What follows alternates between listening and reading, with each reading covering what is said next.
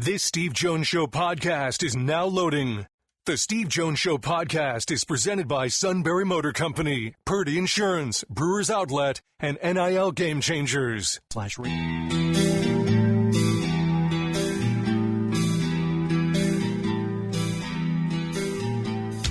Bringing you an in-depth look at Penn State sports and more. This is the Steve Jones Show on News Radio 1070 WKOK.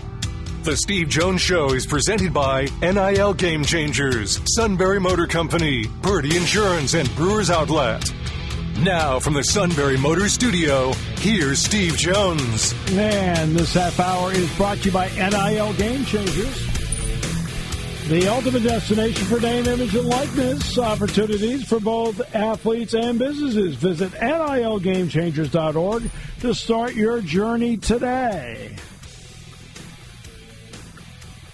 Time now to bring in, where right now basketball is king, Minnesota.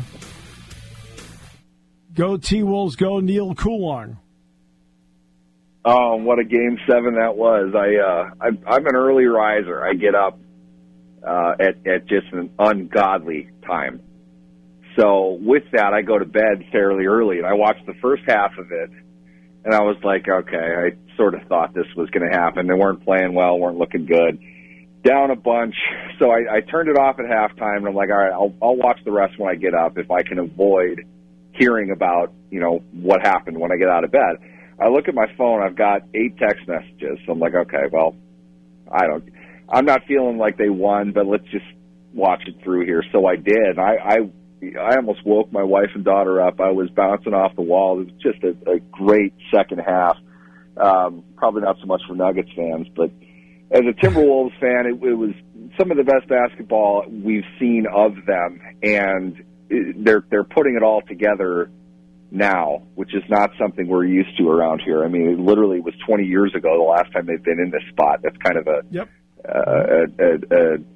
stretch of futility, to put it mildly. It's hard to even think back how long ago it was when they were in this series. But man, was that fun. It's still going to be fun, too. This is a winnable series. It's going to be a good one, and we're excited for it. Yeah, it is going to be a lot of fun, especially when you've waited that long. It's like waiting 86 years for a World Series. Oh, wait, I lived that already. Okay. Okay. So I asked you a question last week. What do you look forward to on a schedule release? Is there something you look for first? You and I went back and forth on it. You said you might look into it further with some other people as to what they look for first. Did you find the time to come up with some of those answers just for the fun of it? I did, and I jotted down my notes here. I don't know if this is going to be a surprise to anybody else, but I find this interesting. Of the 11 people I spoke to, people responded with, I don't know, I'm not sure, something that sort of expressed the idea that they don't even know what they're looking at. And right. The general sense that I got from people is they look at the whole schedule. Some people, their secondary answer was their week 1 opponent. Some said how many primetime games they had, or what dates were the primetime games. Some people are looking to go to the games themselves or kind of put together their work schedule with it. But by and large, the answers varied quite a bit from person to person. But generally speaking, it was there wasn't one solid thing. They list off a couple different things as if they're taking in the entire schedule just for what it is. Getting a sense of rivalry games, that was a big one. Whatever they would play. If those rivalry games were on prime time, I thought that was interesting. That was one of the more specific answers that I got. It seemed like a pretty eclectic group overall, and I would probably put myself into that as well.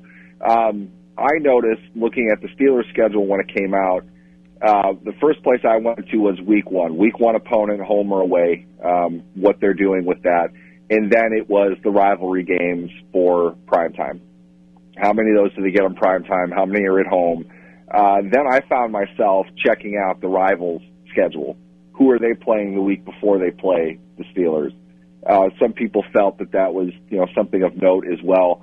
And then I had a laugh because looking over the Steelers, the juggernaut final 8 games that they have, it's almost comical the way that it's set up. But for me, it's like that's not a schedule maker thing. That's you know, they knew who they were playing, and they have a very, you know, the schedule is balanced as such that if you've got a pretty big hole at some point in your schedule, you've got a real advantage somewhere else. And I think that's what the Steelers have. They're 3 home games in a row, a primetime game at the tail end of that at home, a bye week, and then they're at Washington. That's a pretty nice stretch of games. And the schedule is only so big. You're always playing an NFL team. You're always playing good opponents, in my opinion at least. I know some people don't think that. Some are more winnable than others, but to face the teams the Steelers are at the end of the season, you got to face them all at some point anyway. Right. You know, the Mike Tomlin often used, or at least it was used back in the day quite a bit more. Iron sharpens iron. You're playing playoff level competition at the end of the season. That's where you're trying to get to anyway. And on top of that, theoretically, if all of your easier opponents are earlier in the season, then you can stack up enough of a record that you play 500 football down the stretch, get you a ticket to the dance, which is really what you're aiming for here anyway. So overall, I think it kind of, it was a schedule release. They're going to play these teams that we knew about. I don't find that there's great significance in the order in which they play them. And if any team, any fan base should recognize that, it should be the team that last year went 1-2 over the easiest stretch of games they'll ever have ever again, like they did last season, and rallied behind their third-string quarterback to still qualify for the playoffs. So for me, I don't think it really matters. It all comes out the same in the wash. Whether or not you can get to that maybe 9 but probably 10-win mark, make it to the postseason and take it from there. That's really what it's always about. Yeah. Okay. I mean, I just thought I would ask. I mean, so Netflix will get Christmas, and I think I saw the number. Didn't they pay something like, I don't know, 60 to 80 million a game or something like that, or for the day? For the day, yeah. They have the 2 games. I saw 120 between the 2 games. 120, 2 games, yeah. So, yeah, I said 60 million a game. Yep, 60 million a game. Yeah. Yep. Which that probably is market value, I would think. I haven't done the math to space it out over the ginormous contract they're giving to the broadcast, but to get 2 premium games, that price is going to be a little bit higher. And the ones they got are premium games. So, their business, worth the money. I can see why they're doing it. I definitely see why the NFL wants to see whether it's going to work or not, because they'd love to sell off individual games at retail prices, which is what they're doing with Netflix, and kind of sending a message to everybody in that regard. They're not above doing that. Okay, so why is it that as regular season games which Fox, CBS, and NBC, and ESPN, ABC, and Amazon all paid for 10-year deals, why is it they don't get these games? I think the literal answer to that is probably in the contract, where I'm sure the NFL has a clause to pull back something. Along with that, I'm just going to say this as an observer, not a lawyer. I didn't write the contract or anything like that. But my guess is the NFL had these earmarked for NFL Network. They're not putting them on NFL Network for this reason or that reason, and whatever it is they're doing right now with NFL Network, I'm not sure. But my guess is they were not a part of the negotiation, and that plus was you'd be asking crews, for example, of camera people, sound people, truck people to work on Christmas Day. So, there's that part too. Yep. Yeah, I can see that. However it is that they'll do that with whoever's cameras, I can't imagine Netflix is going to build out that audience. They'll probably subcontract somebody who's already doing it. That'll be interesting. Make a note of that for the future. I'm curious what they'll do with it, because if I remember correctly, when the NFL Network first came out and they were broadcasting games, it was a sight. I mean, they were not experienced. They really tried to do it on their own. You can get the broadcasters, talking about football. It's not real hard to get that, but that isn't the game. I mean, people don't understand how much is going on behind the scenes. And if you don't have an experienced crew that's working together, that has, that kind of boots on the ground level experience together, things get pretty messy. And it wouldn't surprise me if Netflix is going to try to do everything they can to avoid that and try to get somebody who's active already. But overall, yeah, I mean, they probably had their eyes set on this. Like I said, in some cases, it's smart to get the stability of the volume and give out the volume discount, to have that 10-year commitment, have a company largely planning its entire strategy around your product. You're going to get the attention that you want with it. You can grow and bend and flex with a strategic partner. At the same time, though, that retail rate, those one-off games, the a la carte method, I think there's value to that as well. I think the NFL has been asking themselves, what's the value of having this network in its current form, when we could conceivably sell off individual games, provided the technology is available to keep the quality of the game that we're showing outstanding, and we don't have to pay for it and get even more per game than we do with our other rights partners.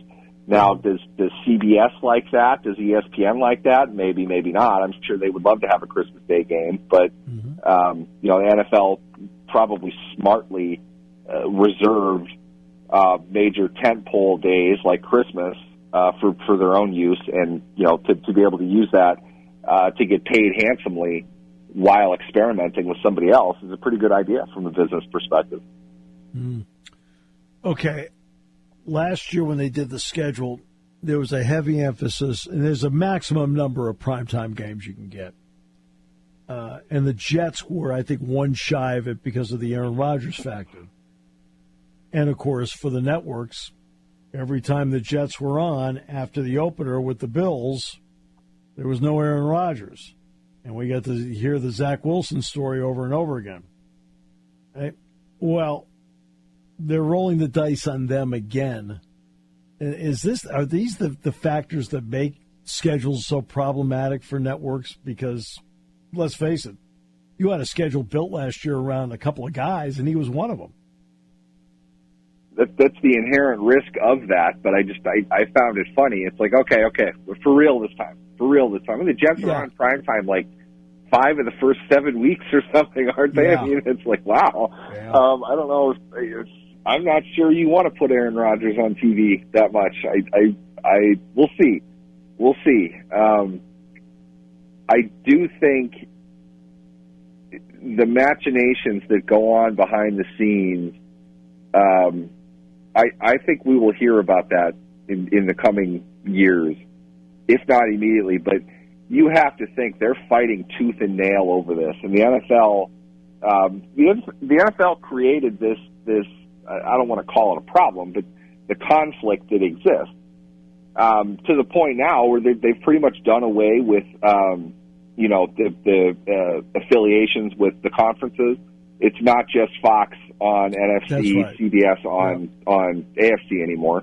That's significant. It's something that people aren't going to really discuss and haven't really discussed. But all of that, I promise you, is just due to the perception. I don't even know if it's one way or the other, but to be realistic, there's a bit more action in the AFC right now than there is in the NFC. Mm-hmm. And if the broadcast rights partners are paying that much money, they want Aaron Rodgers games. It doesn't matter to them if they're playing somebody in the NFC or not. They want an Aaron Rodgers game. So at some point, they're going to have to say, look, we're going to end up doing this week by week and having a bidding process, putting this whole thing together. Is it a coincidence that the schedule came out later this year than it has any other year?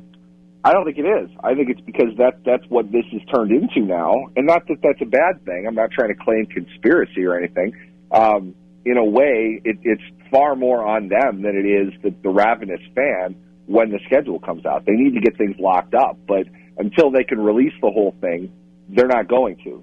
So I think it came down to the 11th hour in a lot of ways of who's getting what game and where they're putting what. You know, it's they put so many Aaron Rodgers games on prime time, and I would imagine, I haven't looked at it real closely, any opportunity that you get to put Taylor Swift in your stadium and give the rights partner 3.5 hours of exclusive video content of Taylor Swift, whether she's walking or sitting in a stadium suite. I don't think it matters to them, but they want that. That's worth a ton of money, and they're paying a ton of money for it. So do they really care about Tennessee and Jacksonville this week? No, I don't care. Give that to another network. I want this game, and I want it on primetime. You know, this should be in this slot, whatever my primetime slot is, my most lucrative spot. That's where I want it. And you're having to really mitigate the argument between all of them, and they're bringing in more and more partners now.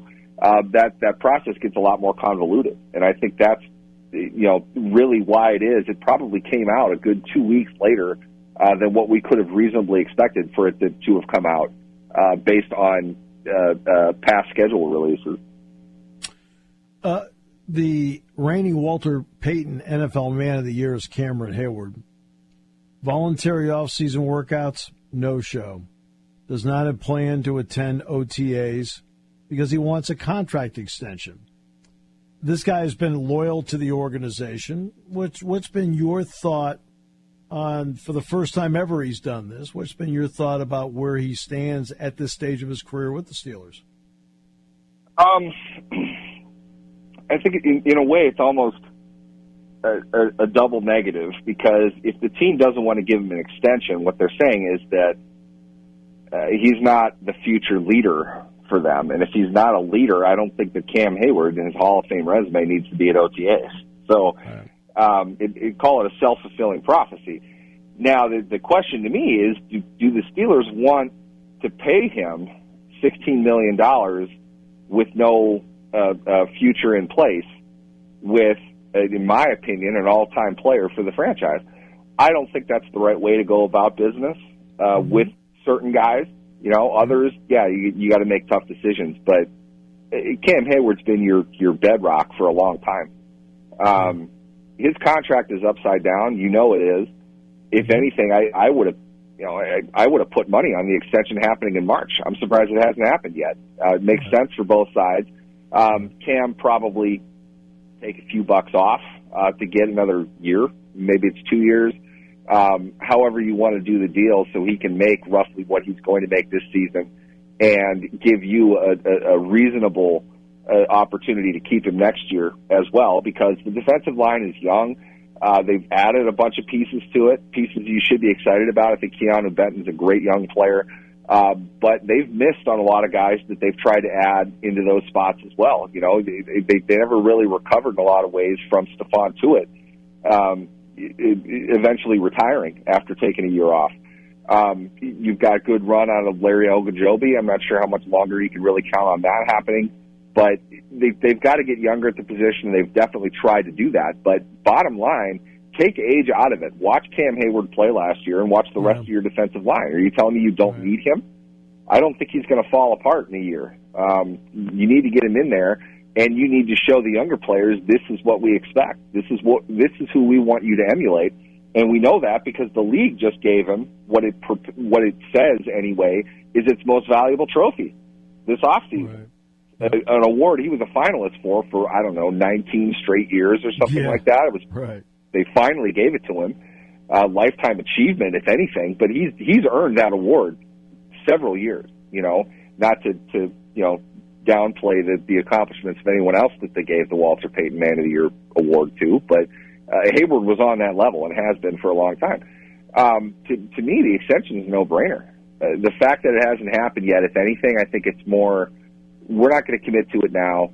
And in a lot of ways, too, the stuff they won't tell you about is they'd like to get a look at you in person. What that means is you show up to OTAs, let's see what kind of shape you're in. We're going to decide from afar whether or not we want to give you a contract. Heyward's been around. He's been a union rep. He's not going to fall for that kind of thing. So he's not going to go to OTAs. It's voluntary. I don't think that anybody's going to hold it against Cam Heyward to not be there. He doesn't need to be there in that sense. He needs to prepare himself for the season. I trust that Cam Heyward, of all people, knows how to do that by this point in his career. He deserves an extension. I think the team is smart to give him one for a lot of reasons. It's something I see getting done, but this is how the game is played. You know, you kind of have to do these things. You can't give up the leverage you have as a player. I don't anticipate that it would extend into training camp, but I would think a deal will get done probably closer to that. But if Heyward doesn't want to show up and let them, see his 36-year-old self out there, I wouldn't blame him. I can see how that could be used against you. But put the film on and tell me the guy still is not playing at a high level in the NFL. They absolutely should give him the extension that he's earned.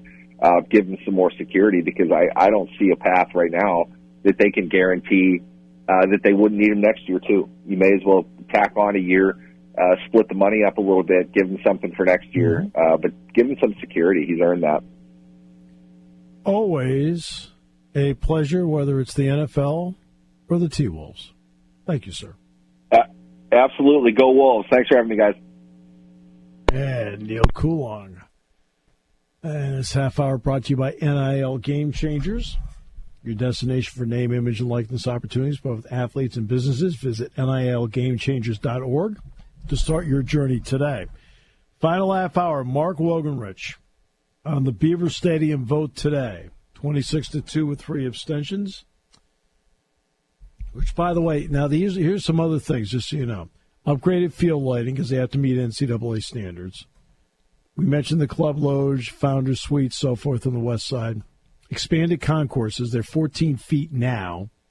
They're going to go to 50 to 55 feet, okay, in that center ring and on the bottom. Gate F concourse will be used to get fan traffic into the stadium. We talked about the press box. 2 new video boards replacing the 2 current ones. Improved Wi-Fi and cell service. I know you've heard that before, but they're going to try again. Upgraded concessions, improved restrooms, welcome center for admissions, we mentioned that, and event space for weddings and meetings. All right. Okay. What they want is they want to use that building as many days during the course of the year as possible. All right. Mark Wogenrich on that and more next half hour here on News Radio 1070 WKOK. Sunbury Motors Ford and North 4th Street Auto Plaza is having their spring SUV sales event. SMC has 17 of the iconic 2024 Ford Bronco Sports, and they are slashed up to $5,500, and they start from just $28,435. Sunbury Motors has the fuel-efficient Ford Escape discounted up to $4,000 and priced from only $29,935. Plus, qualified buyers get 0% financing. Choose from 28 new Ford Explorers, and SMC has them reduced to the lowest price ever offered, just $39,770. Sunbury Motors has the roomy and reliable 2024 Ford Edge, discounted $4,500, and they are priced from only $37,565 with 0% financing for 48 months. Sunbury Motors is a 5th-generation Ford dealership, proudly owned by the Mertz family since 1915. SMC is where you want to be in May for your next new SUV.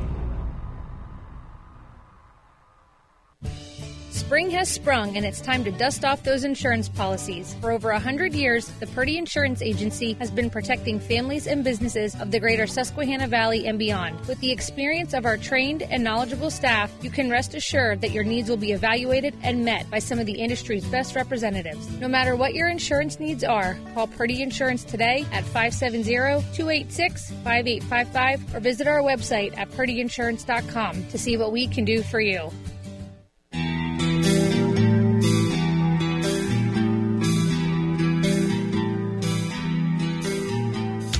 Bringing you an in-depth look at Penn State sports and more. This is the Steve Jones Show on News Radio 1070 WKOK. The Steve Jones Show is presented by Brewers Outlet, NIL Game Changers, Sunbury Motor Company, and Purdy Insurance. Now from the Sunbury Motor Studio, here's Steve Jones. And this half hour is brought to you by Sunbury Motors, 4th Street in Sunbury. Sunbury Motors Kia, routes 11 and 15 in Hummel's Wharf, and online at sunburymotors.com. Ford, Kia, Hyundai. I went the Ford route. All with great warranties. Got the extended one. Chris, incredible. Jared was great. Fabulous staff over at Sunbury Motors. Great pre-owned inventory. Saw the lot. They go over each one with a fine-tooth comb to make your buying experience easier. And a service department that backs it up every step of the way. Routine, which you need. Difficult, which sometimes is necessary. It's all at Sunbury Motors, 4th Street in Sunbury. Sunbury Motors, Kia routes 11 and 15, Hummels Wharf, online at sunburymotors.com. I believe I have Mark Wogenrich now with us. Yes, you do. Mark, first of all, thanks so much for being with us today. Appreciate it. Yeah, my pleasure. Thanks for having me, Steve. All right, so an additional $630 million to bring the max total, and they say that's the max number, will be $700 million. As you covered the vote today, there were questions that were brought up. What did you think of the questions and the answers they received? I think overwhelmingly it came down to cost versus value. This is what I think what some of the trustees who have issues with this, that's what they're coming to. One of the issues that came up was a separate proposal, evidently, that was made to bring in, I guess, outside agencies. That would be a public-private partnership that would be part of the renovation. That would include some other renovations or other construction besides Beaver Stadium. Like I understood some sort of maybe perhaps entertainment district or condo development, something like that. And ultimately, the university did not choose that route. They chose the route of just keeping it in-house, self-funding it through the athletic department. And I think where they're coming from with this is they're pitching Beaver Stadium as not just Beaver Stadium anymore, that this is a year-round entertainment facility in itself. One of the interesting things that Pat Kraft, the athletic director, said is that once Beaver Stadium is done, it would be, quote, one of the only multi-use entertainment facilities at this scale between Philadelphia and Pittsburgh. That, to me, is the core point that they're trying to drive home. That's right. With the new Beaver Stadium, that this is not 7 Saturdays a year anymore, that this is a 365 this is a 365-day a year building. They're going to have a 20, I think it's about a 20,000 square foot of additional event space within Beaver Stadium as part of a welcome center. That with the club space that's going to be added, with the club seating, with the suites, there's something like a founder suite and some other executive suites that are going to be in there. They're using that as revenue generation for football, but also that this is going to be used the rest of the year. And I don't think it's just going to be confined to big events like a Luke Combs concert or whatever comes down the road with international soccer. Allie Krieger, one of the board members, the new board members, suggested maybe a Women's World Cup game if the U.S. gets the Women's World Cup in 31. But this is just going to be event space. Even just think of things like weddings, meetings, trade shows, anything like that. Anything you can bring to Central Pennsylvania, I think they're looking to use Beaver Stadium in that way an awful lot more than it is now. Yeah, in fact, I think they want to use meetings, weddings. In other words, they want to have the kind of meeting space, wedding space, where that building is being rented out as often as possible. And let's face it, hey, we're going to have our wedding. We want to have it at Beaver Stadium. Okay, yep. Now it's going to cost you to do it, but they're trying to use that label as an intrigue to bring more business in like that. Yeah, and I know they do some of that, like some of maybe the club seating area or like the recruiting lounge. Some of that is rentable space now, the suite. Yes. But it's simply not available. One of the things that Pat Kraft said that they have a wait list for suites. Right. And that, I mean, when you're going to be adding that number of suites on the other side, that doesn't have to be just used during the season. Those suites can be rented at any time. Well, more so than that, to me, suites on the west side have slightly more value than suites on the east side, game-wise. Right. But on the west side, because the sun's at your back in the afternoon, okay? It's not in your face. And that's a small thing, but something that has to be brought up. They want to upgrade the field. The biggest thing, like I said, I think it was just the fact that this is now Beaver Stadium is now going to be coined as a multi-use entertainment facility. Yeah. Exactly. And look, right now it has a backlog of $200 million in deferred maintenance, which everybody around here knew anyway. It was like coming out today. It was like, oh, okay, so they finally told everybody. Okay. Right. So, I mean, that's part of this. And that's something that it would have continued to accumulate if they had done nothing, right? And I think the additional some of their estimates were was that, you know, if you don't see those funds this year, then you're adding another $40 million. That's potentially to that in more deferred maintenance. So that is not a static cost. That's a rising cost. You know, the maintenance keep going. I mean, that's a steel structure. Steel needs maintenance. You know, things like those concourses they're narrow. In some spaces, Pat Kraft said, I was able to interview him this morning, some of them are like 14 or 15 feet wide. They're going to more than triple the width of some of the concourses. That is going to dramatically open up. And that's a full stadium thing. That's not just the west side. That's going to go to the east side as well. Things like escalators coming in, that they're going to improve circulation, some of the gate entry issues. All of that stuff that makes Beaver Stadium difficult to get into, to get around, to get out of, that is all part, I think, of the infrastructure issue of it. Right. More escalators, more elevators. The expanded concourses will go from 14 feet, which is what Mark just pointed out, to 50 to 55 feet. So that essentially quadruples the width of the concourse. They'll add the Gate F concourse will be used to get traffic into the stadium. 2 new video boards. I know the Wi-Fi cell service thing, I mean, it's become a bad joke over the years, but yeah. More concessions, I think 102 more.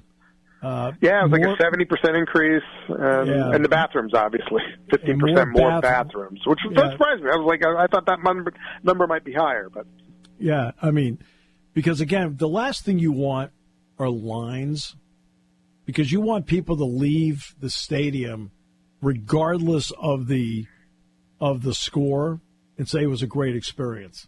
That's what that stuff does, in my opinion. Yeah, no question. Yeah. Okay.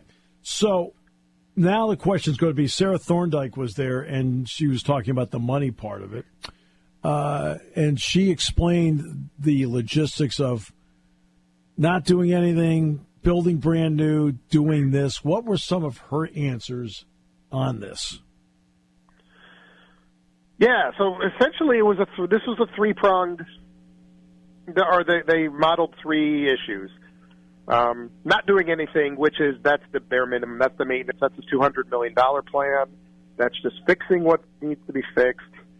That doesn't address the revenue issue, and that's a key issue. As you know, we're getting into the new where an athletic department is going to have to start paying players. They're going to have to generate more revenue from outside sources. That's part of this. A new stadium, as she said, is $2 billion, and that's going to be a sub 100,000 seat stadium. You're not getting 106 or probably even 100,000 seat stadium for $2 billion. So you're building a smaller stadium. It might be in the 90s. So that's how they settled in on the current number, which is $700 million. She actually told the board that they have a target number of $664 million. They're budgeting out to $700 million. $70 million was what was released last year, was approved last year through bonds. So the next phase would be, what they approved today essentially was up to $630 million, and that will be funded through bonds, philanthropy. They're looking at raising about $134 million through philanthropy, and they've also modeled that revenue, the revenue increases that will come from Beaver Stadium. Again, the extra usage, the suite sales will pay for this it's modeled out over 30 years. She said they don't think they're going to need to borrow over 30 years, but again, that's their modeling where they're going. And as always, just to reiterate, State Athletics is self-funding, so none of this money will come from the university budget, tuition dollars, anything like that. She did tell me something, I think this was maybe hinted at last year. Penn State would accept. They're not the budget does not include any modeling for state grants. So there's no state money as of now that would be used. But if the state wants to offer something because of, the statewide usage of Beaver Stadium, they say that it's, that it is a facility that benefits the entire state. Sarah said that they would welcome some sort of state grant or state funding, quote, as long as it is outside of what we get for our educational mission. So it has to be something specifically related to Beaver Stadium and not to the educational budget. Was it brought up that if they wait, because the original proposal of this was like 2017, right around there, the original proposal? Yeah, well, the athletics master plan came out in 2017, and Beaver Stadium was part of that. And the bottom line is that the number on that was said to be approximately $400 million, if I recall correctly. Right? I think that's right, yeah. And this is what happens, Mark, all the time with, for example, the Olympic Games. Why do the Olympic Games financially struggle? Because they'll put in the bid 7 to 8 years before they have the games, and they're trying to project out costs. And then when they build it, there are cost overruns because everything goes up exponentially. Was it brought up today, if you don't do it now, it's going to cost exponentially more if you wait 5 years? Many times. And even just with the smaller issues was regarding just maintenance. Specifically, one of the costs, they said the cost of waiting just on maintenance will be $40 million a year. And that doesn't even account for everything else. Now, you can model in perhaps costs get lower as inflation rates go down or interest rates go down, that sort of thing. Yeah. So that, it is fluid. But by waiting, you're just adding, they're adding like 5 to 7%, with just maintenance costs, material, labor, construction, that sort of thing every year. So you keep doing this, you wait another 4 years, it's another $100 million. So even more. This will be done in phases. At 24, we'll see what you see now is what you're going to get. You will see a new football field because right now it's all dirt. They tore it out last week. But it'll stay the same. But starting in January, there'll be changes and done in phases. Did they discuss what that means to capacity and movement of fans while they're doing this in 25 and 26? The biggest thing to me, Steve, is this is going to be our last year in the press box, as I understand it, correct? Yes, it is. With the phasing out, that the press box is going to be one of the first things starting in 25. That's going to go along with that, the top half of that west side of the stadium. That's all coming out. And as Pat Kraft called these, they're building a superstructure in that place. So there's going to be some temporary bleachers installed. I think they want to minimize that. I would assume, I think some of the numbers were maybe less than, it should be less than 1,000 people probably impacted. Okay. I don't know how much capacity is necessarily going to be impacted by that, but it will be. They're going to install temporary seating, some temporary bleachers in the place. But we're going somewhere else for 2 years. Yeah. That certainly is what it sounds like. Yeah. Well, it's home sweet home. Yeah, exactly. But yeah, so that next 25 will be the upper half of the west side is going to be demolished, and then 26, the lower bowl seating is going to be replaced. That'll be replaced with club seating. And again, as Pat Kraft said, they want that to have the minimum amount of impact. Yeah. Yeah, in fact, you will see some temporary seats in there. Right. Yeah, because the club seating on the west side is what they do at Michigan State with their box, and that's how they do it. I know they only had one picture of it, all right? One rendering. What did you think of the one they put out? It looked very temporary to me. They looked like placeholder rendering. Yeah. I saw two. There was one on the website that they released, and then one in the package. Nice, I guess. I don't think that's what it's going to look like. It's much different than the brick facade that we saw 7 years ago. Yes, yeah. You do, and then the interesting thing, that the rendering is specifically of that west side, and that is where what they're calling the Welcome Center is going to be. So there's a lot of glass there. It looks fairly modern. That to me is not what we're going to get, as I understand it, or as I look at it. I think it's going to be something substantially different. But you do see there will be bleachers up, above. So it looks like you're going to get some height again. That the bleachers will top out over kind of the substructure of the stadium. That kind of had a unique design. And I noticed they replaced a lot of that parking with trees. I'm going to say that probably will change too. Yeah, but part of that, to be honest with you, part of that is what you have to go by what the College Township Planning Commission allows you to do. And that's something like, hey, Penn State approved it. College Township, like all the islands with the trees and the lighting that you have on the west side now, that was all mandated by College Township years ago. Right, okay. Yeah, so there are certain things where, like, hey, why did they make that choice? They were told to make that choice. Like, why does the back? Remember the back of the scoreboard used to have the championships on it? Well, guess what? It violates the sign ordinance, so they had to get rid of that too. So there's a lot. Okay, that I didn't know. So. Oh yeah, God. Yeah, I've been here a while. All right, so. College Township, the township would be something to watch too, to whether what they approve or disapprove. Right. Yeah, at least regarding some of the specifics of this. For example, the practice bubble, they have to go to College Township about that because it's in College Township. Right. You probably haven't had a chance to do this yet. Any reaction from fans yet? Have you had a chance at all to gauge that, or is that too soon? Specifically on this, I think it's a little too soon.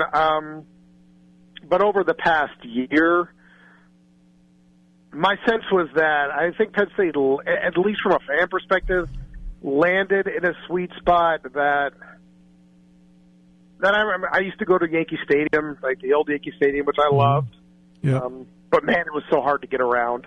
Just didn't. It did not have. It wasn't modern, and I think fans do believe in that this place, Beaver Stadium needs to be upgraded, updated, and modernized. So that part of it, I think in a sense that anybody wanted a new building, especially if it was going to cost that much, if it was going to lower capacity. At that point, if you're building a new building, you're probably going to have to name it something. You're going to have to sell the naming rights for financial reasons, and so far that's not part of this. I'm not saying that it can't happen, but Patrick Kraft has said that's not part of it, to this point. So I think they've landed on the right place with this among fans. They're going to be, they're going to be inconvenienced, but I think at 27 they're going to get, if they get a better, if the product is what comes through, that it's just a better place to be for 3.5 hours on Saturday. Not only then, but it also is able to monetize itself in broader ways that can, that can help not just football. It's not going to be just a football thing, but it's going to be really important to football. But it's going to help monetize itself that it can benefit the rest of the athletic department. That's a huge thing that I don't know people really, if they necessarily understand that part of it. This building has got to generate some revenue, more revenue. Yeah, there are also 30,000 seats in there that were brought over from the west side that are now about 90 years old. You have you have other parts that are 64 years old, and you have the upper deck in the north end zone, which is now 33 years old. South end's the baby part. 20. That's 23 years old. Okay. Sometimes you got to look at it and go, okay, it's time. Hey. Yeah, you got to unify the whole. Yeah, the whole space has to be unified in some ways. So. Yeah, exactly. Mark, always a pleasure. Great work on this, as you usually do. Thanks so much, Steve. Keep following along. This is only the beginning. It is only the beginning, and you'll be one of the ones we'll turn to for, too. Thanks so much, Mark. Thanks, Steve. Appreciate your time. Mark Wogenrich joining us on the show.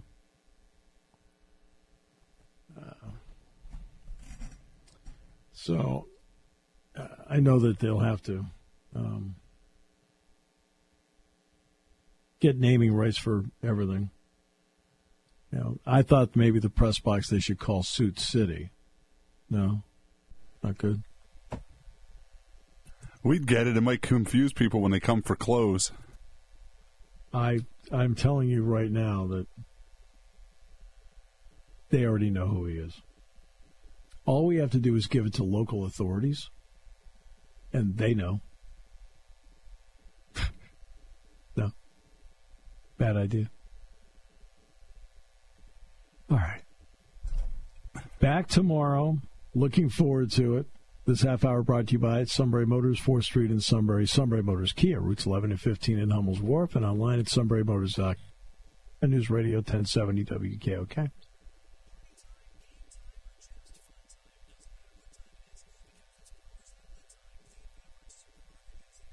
Largest beer selection, imports, microbrews, ciders, and domestics. Pick from over 100 ice-cold 12-packs and dozens of 24-ounce singles. Soda, snacks, hot sauces, fresh roasted peanuts. Make it one-stop party shopping, and don't forget the pickle bar. So whatever you're celebrating or just doing it up, Brewers Outlet, Reagan Street, Sunbury wants to see you. And thank you for your years of patronage. You want a unique way to display your brand. You need a team of seasoned experts to work with. You want to reach customers who buy. You want NIL Game Changers, a versatile consulting agency powered by former student athletes and coaches who work as NIL sports agents. NIL Game Changers will help you build powerful relationships with customers through compelling stories, with student athlete influencers as your leading edge. Finally, we'll equip you with the right media to drive your success home. NILGameChangers.org, building meaningful relationships with your customers.